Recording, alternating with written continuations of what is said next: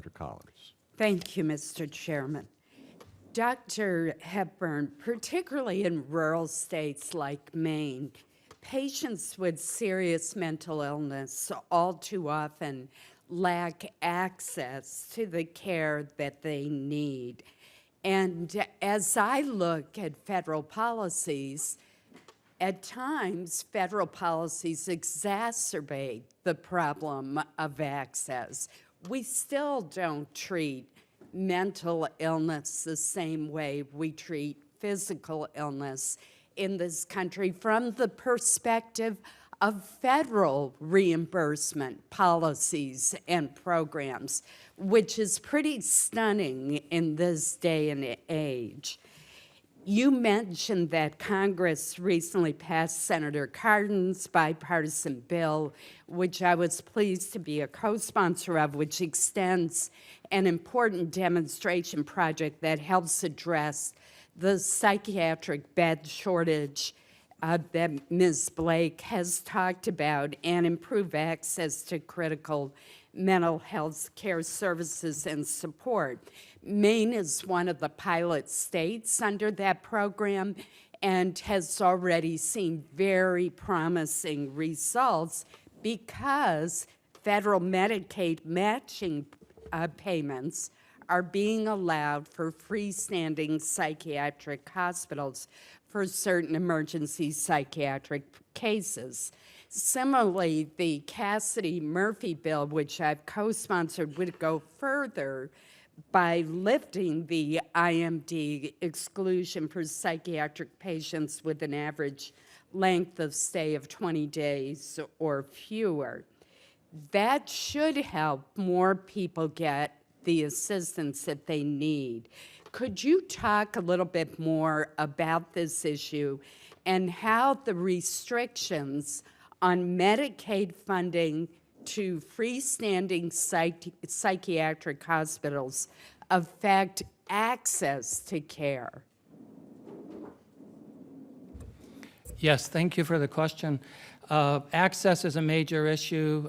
Following up on the previous discussion, there is a culture problem where individuals are expected to go into a psychiatric unit or a psychiatric hospital. If somebody's in the emergency room for another type of problem and there aren't beds for that particular discipline, they put them into another open bed in the hospital. There isn't any reason that individuals with psychiatric problems couldn't go into a medical bed with a sitter. Some hospitals decide to do that.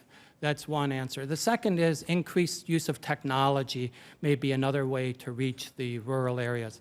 The third, as you talked about, the IMD demonstration, has shown that private psychiatric hospitals have about the same cost per episode as acute general hospital psychiatric units. 30, 40, 50 years ago, the private psychiatric hospitals kept people for months, sometimes years. That has changed. The average length of time and the cost per episode is about the same. There really is not a good reason from a financial standpoint or from a clinical standpoint to differentiate between private psychiatric hospitals and acute general hospitals with psychiatric units. I think you raised an excellent point in your last statement.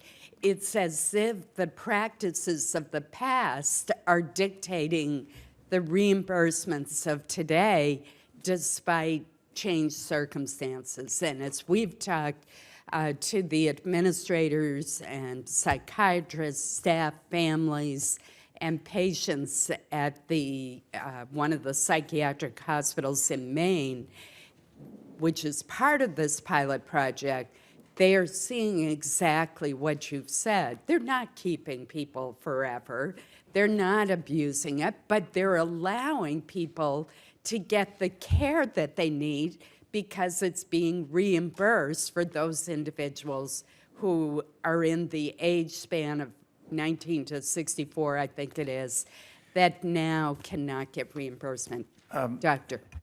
Just another comment. Emerging technology may be helpful. So I was talking about record linkage in Victoria, Australia. That will be coming in the United States. We'll be able to link records more easily, probably. But also, in Baltimore, 85% of people with schizophrenia own a cell phone. So there is a way of contacting these people, and their technology is being developed. They're not really therapies, but they're locating devices and devices to talk. I think that's in our future also. Thank you. Thank you, Mr. Chairman.